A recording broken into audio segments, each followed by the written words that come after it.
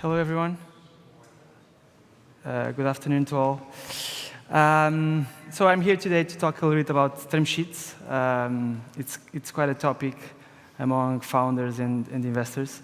And obviously, 30 minutes, it's not a long time. I'll try to be quicker and short to give you time to questions. Hopefully, we have a few founders here to make a few questions that eventually they have already.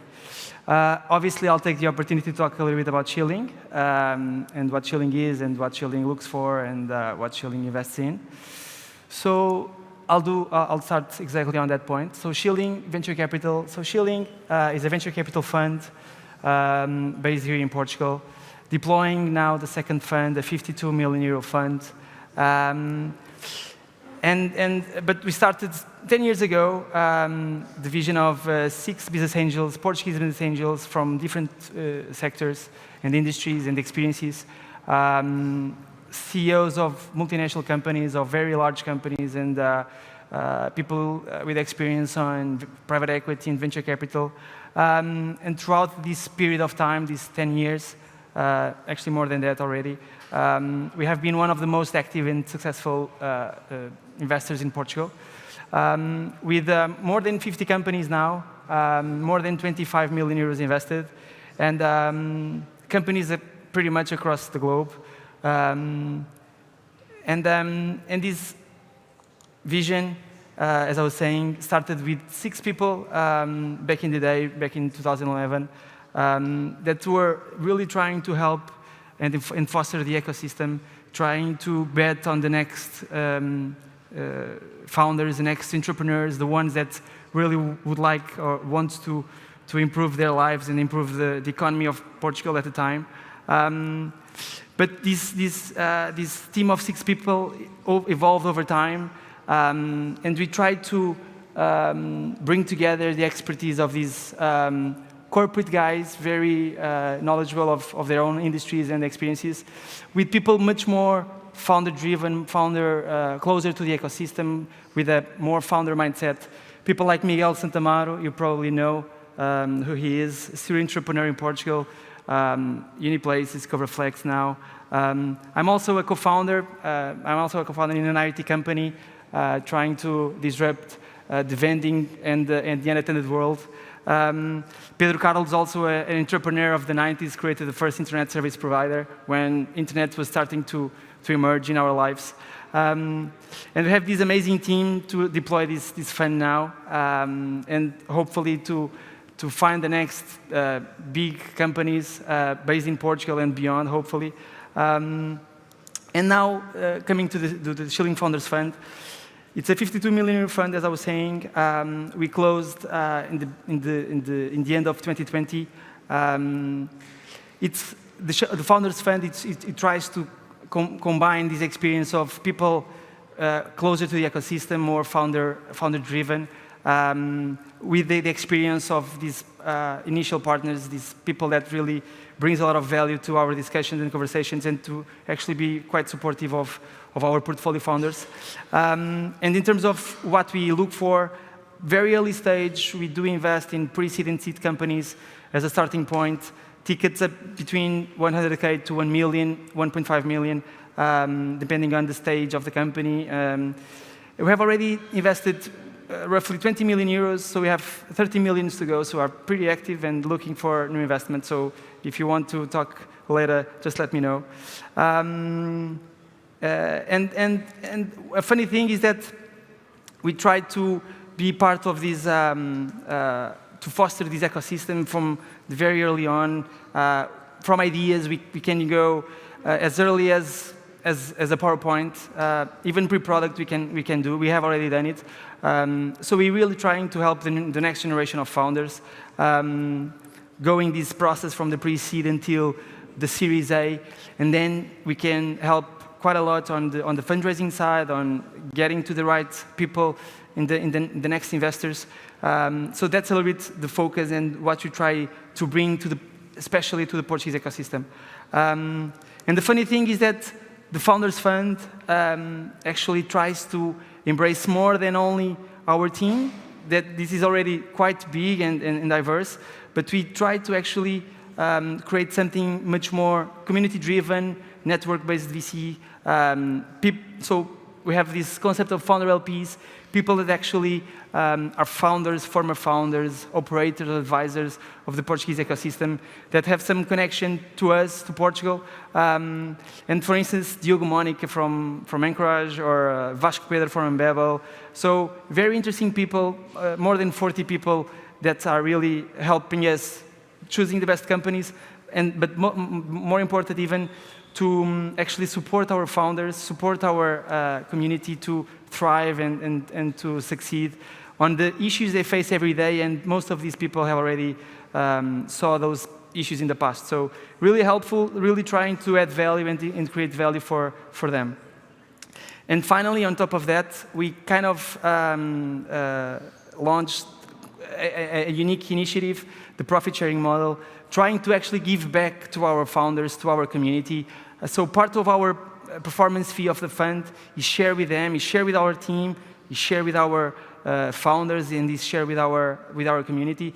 So it's kind of a way to foster and incentivize this community to actually help each other, and if we succeed, all of us succeed. That's a little bit the goal and the idea. Okay. Term sheets. I have a few slides, just a few ideas and highlights. As I was saying, I'm not going to enter in a lot of detail. Just give you a little bit of fundamentals for the ones that really don't know what is a term sheet. A little bit the main areas that are covered there, that are discussed there. A little bit the process, because the term sheet is only the beginning of an investment process.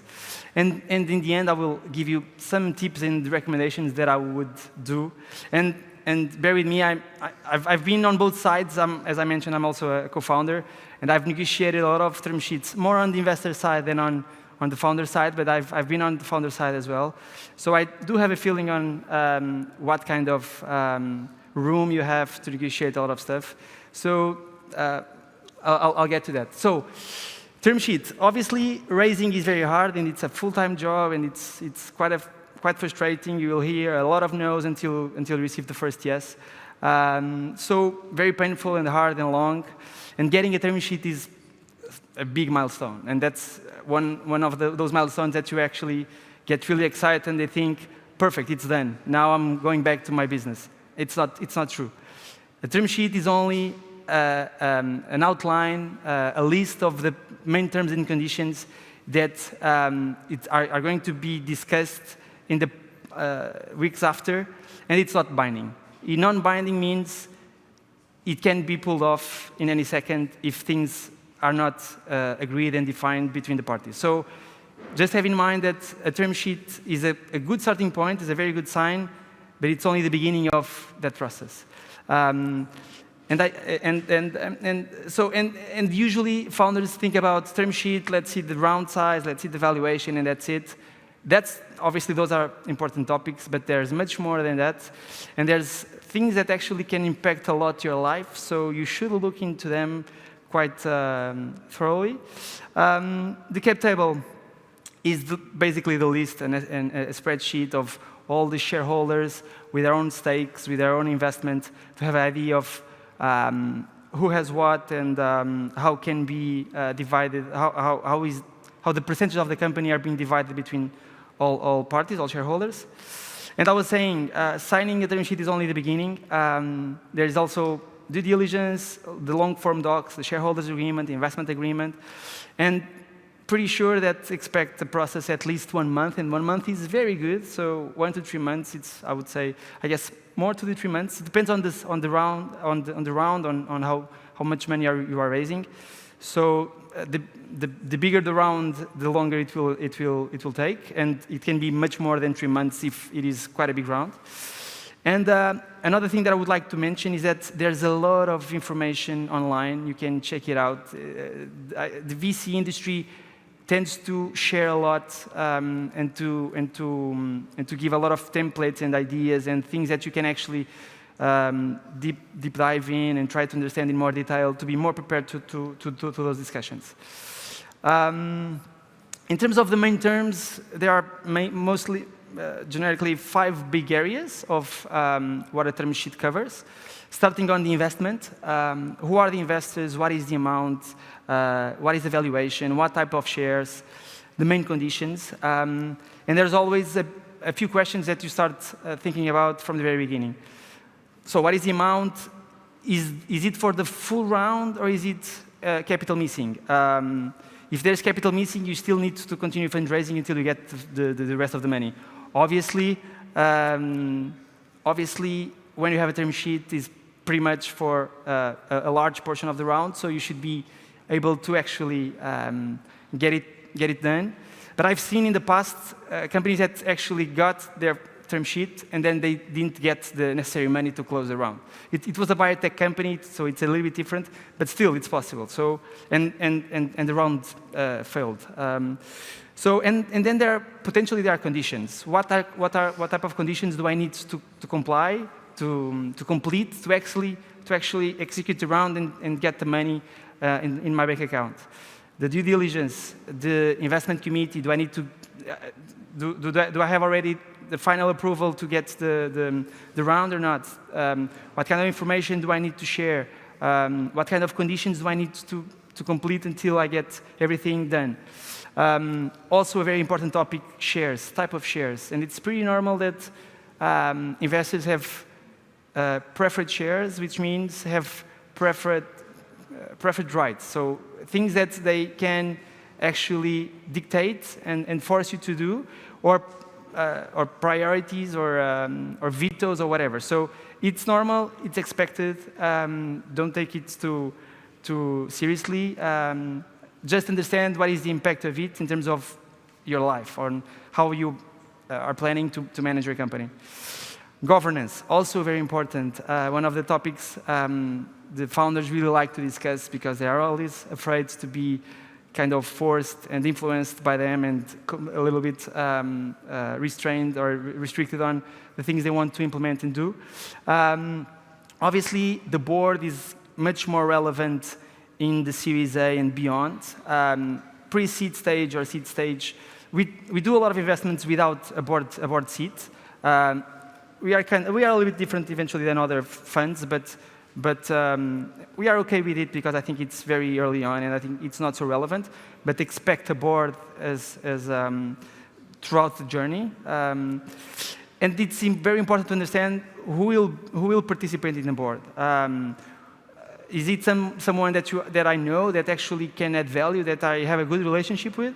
That's important to know, and you have the capacity to at least ask for someone that you actually want, that you actually value. Obviously, eventually, investors, if they are on the same page as you, they should be telling you or pointing something that should be also aligned with you and trying to help you out. But anyway, I think you should also think or understand who that person is and how can it be value to you. Then the frequency of the board, obviously, once again, early on, it's not so relevant. Monthly meetings, later stage is normal monthly meetings. And it's quite a task to prepare all the meetings, all the topics you want to discuss there. So be prepared for that depending on the stage you are. Observers, very common as well. Investors that actually don't have such a large stake in the company, but actually can bring a lot of value or ask for a specific position there, not to vote on the board, but actually to improve the discussion, improve how you can actually get to a better decision. Topics and matters that I need approval. Also common and normal to have a specific set of points that you need approval from the investors to actually implement. For instance, a capital increase. Obviously, the investors need to approve a new round, or getting a banking loan, a financing loan. There's plenty of decisions that investors want to be aligned with, that want to discuss with you, and so expect that. Just make sure that you understand exactly what is there, what does it mean to you, and how you can actually implement a process that doesn't constrain you in terms of execution. That's the main goal you think about all the time. And then founders' remuneration, obviously an important topic for the founders, and also for key hires, C-levels or heads of different positions. So also a topic that is normally discussed. Transfer of shares, this is a little bit longer term, but also important. What is the lock-in, the vesting, the founder vesting, the anti-dilution clauses, the right of first refusals? All these topics should be in the term sheet. If they're not in the term sheet, they will be on the long-form docs for sure. And what you need to think about is what is the lock-in? What time do I need to stay in the company until I can think about selling my shares? And how long are my shares vesting? How many years do I need to actually own my shares again? You own your shares, but you need to think about that investors are investing in people, investing in you. So they want to create all the incentives, making sure that you are not going away after they invest. So after 3 months, if you go away, then it's a problem for the investors. So they create incentives for you to stay as long as possible. And vesting shares, it's pretty normal as well in this kind of negotiations. And then the anti-dilution. What happens if a down round happens? Is it a full dilution? So myself as a founder, I will bear all the dilution, the necessary dilution to adjust to a round with lower terms, with a lower valuation. All these kind of things are relevant to you. Eventually, in the long term, in the long term impact of your outcome. So really important to think about that.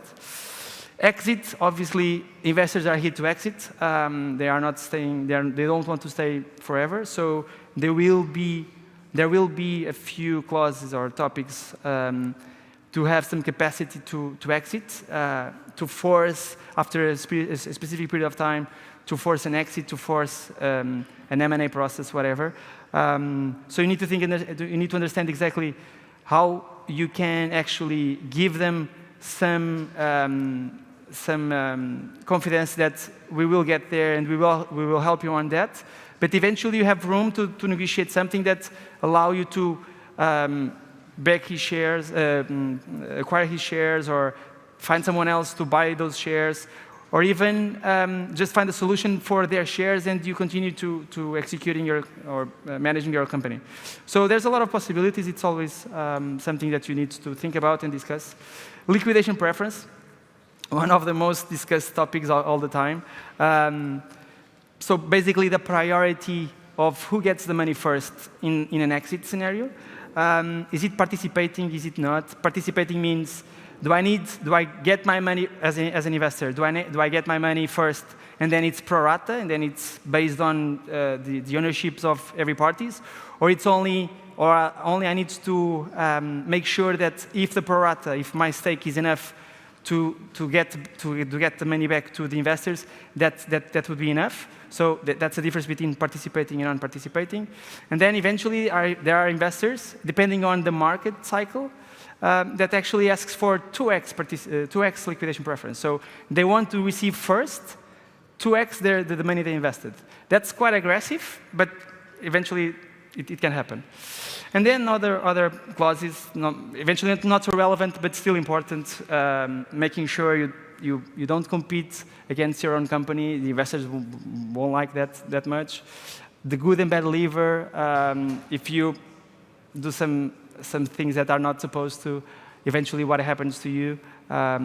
Or even if you got the best offer in the world to work for Microsoft for $2 million per year, eventually that's an opportunity of a lifetime, and then you want to go.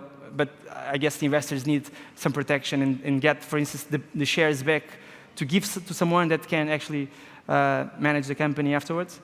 And there are other clauses that are normally discussed. Just an idea of a timeline and a process. So until the term sheet, it's kind of the dating phase. You are being pitching and showing the vision and the business model and the clients and the product and so on. When you sign a term sheet, it's kind of a wedding proposal. Investors are proposing to marry you.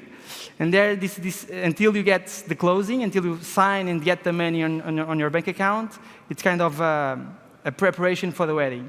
And probably you've seen already weddings that failed during that process of the preparation. So it's exactly the same.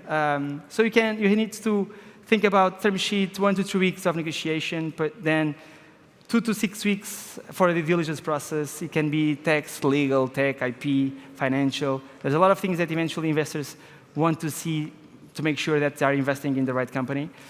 The long-form docs, so shareholders agreement, investment agreement.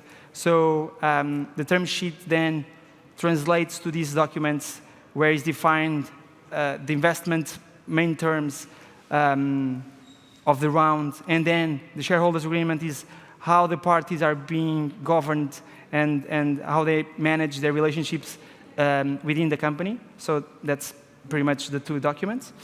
Then conditions, eventually there are conditions to be met, to be closed, and it can be days, it can be months. For instance, I'm just closing, actually, hopefully today, we are signing a new investment that has a condition from our side that will take 4 to 5 months. And everything is signed, but until that specific condition is not completed, we are not wiring the money. So it can be, it varies a lot on the condition. And then the closing, everything signed, everything completed, money in the bank account, and then there's the wedding, let's say. Recommendation, this is my final slide, and I think this is the most relevant one. First of all, make sure that you have someone to help you supporting and understanding what is a term sheet. And I mean, on the term sheet is mostly a commercial document, so you don't need eventually a support from a lawyer, but you need to have support from someone that actually understands what are those clauses and what is the impact of them on you and on your company. I guess on the long-form docs, then you need a lawyer, because then it's legal stuff, and some of those things, it's difficult to understand, even for myself. So after receiving, second point is be careful on shopping around. Investors don't like that much. When they are proposing something to you, I want to do an investment. Don't take my potential investment and go shop around and talk to other VCs in the world saying, I have a term sheet from this investor. That's not very wise, and eventually it can be a problem for you because the investors won't like it that much. Only if there is not for the full round, then you need to do that, but just making sure that you are not trying to get a better term sheet on their back. If you don't like the terms, just say that you don't like the terms and try to negotiate them. Not exactly trying to. I mean, all the founders do that. So, but be careful, okay? Assume the negotiations. The worst thing that the founders can do to me when negotiating a term sheet is putting me talking to a lawyer. I'm investing in that specific founder, and I want to have that connection and relationship with him, with her. So I really want to engage with that person and understand how is he thinking about the problems, their issues. So it's really important for you to assume and make sure that you actually are negotiating by yourself and not asking someone to negotiate by you. Imagine scenarios. It's always a good way to understand exactly what is the impact of those clauses. What happens, like extreme scenarios help you to understand the impact of those clauses. So imagine scenarios for different clauses and understand what is the potential outcome. And try to understand the investor's perspective, because sometimes they are thinking about some protection for them, for their investors, because we as investors, we need to comply and to give feedback and to our investors as well. So sometimes we just need to understand what are the goals and objectives, and find solutions to get there. And try to be reasonable. The worst thing you can do is push too much, and then things can break, or you start the relationship in the wrong foot. So really important not to push too much. And obviously, don't be afraid to make questions and propose solutions. And even if you like first to discuss with your lawyer, with someone that is helping you, perfect. But then don't be afraid to ask questions to the investors. The investors understand, especially in the early stages, that sometimes you are not used to it. So it's normal that you have questions, for me it's important to know exactly what I'm proposing you and to understand exactly that you understand the potential impacts of that for the future relationship. And make sure, and that's the final topic, make sure you select the best partners, the partners that really believe in you, that you really believe in them as well, that you are aligned, that you have the same vision, that you have the same incentives, and obviously start in the right tone. I think it's difficult when the negotiations are so tough that even when you close, the relationship is not so good anymore. So make sure that you don't push too much. And the same for the investors. And I guess that's it. So I have 4 minutes, so eventually if you have any questions.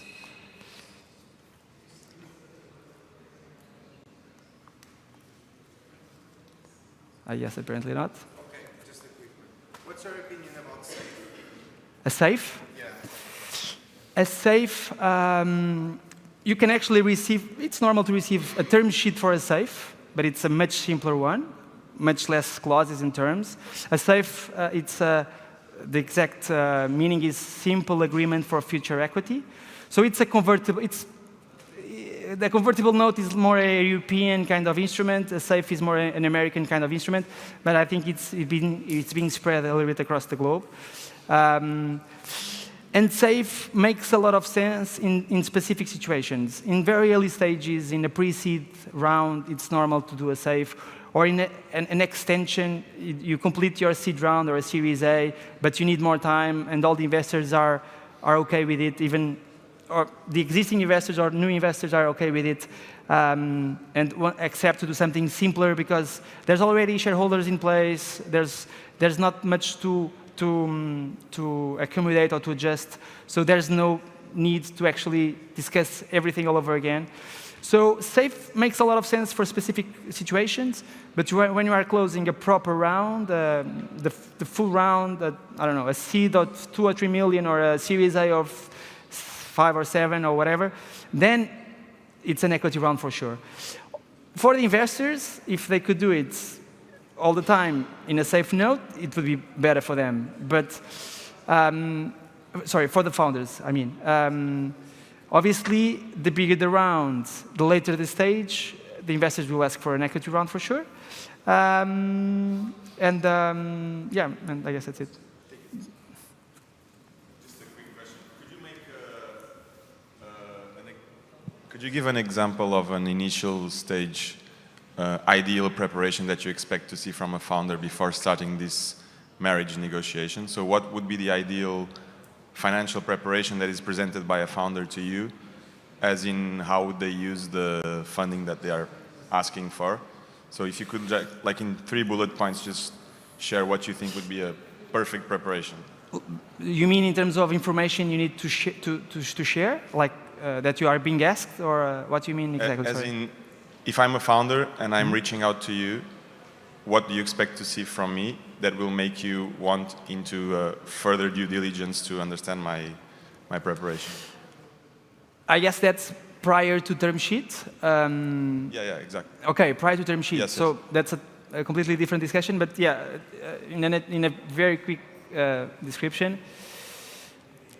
Usually the topics that VCs in particular, because there's a lot of a lot of types of investors, but the VCs, the more early stage investors, really would like to look into the team. What is the experience of the team? What they have done in the past? What is the complementarity of the team? Tech, finance, business, marketing, whatever. So that's the most relevant point when VCs look into startups. Second point is market. How big is the market? How scalable is the market? How big is the market? How much is growing on a yearly basis? How ready is to be disrupted with a new innovation, with a new product? Then I would say business model. Sorry, before that, product. Product is, I think, the third big point that investors really want to understand. What is the problem that you are trying to solve? How are you thinking about developing that product? How are you implementing? And what is the value proposition? And what are you bringing to the table, to the stakeholders of that market that really will take them to use your product? So the three main points I would say are these three.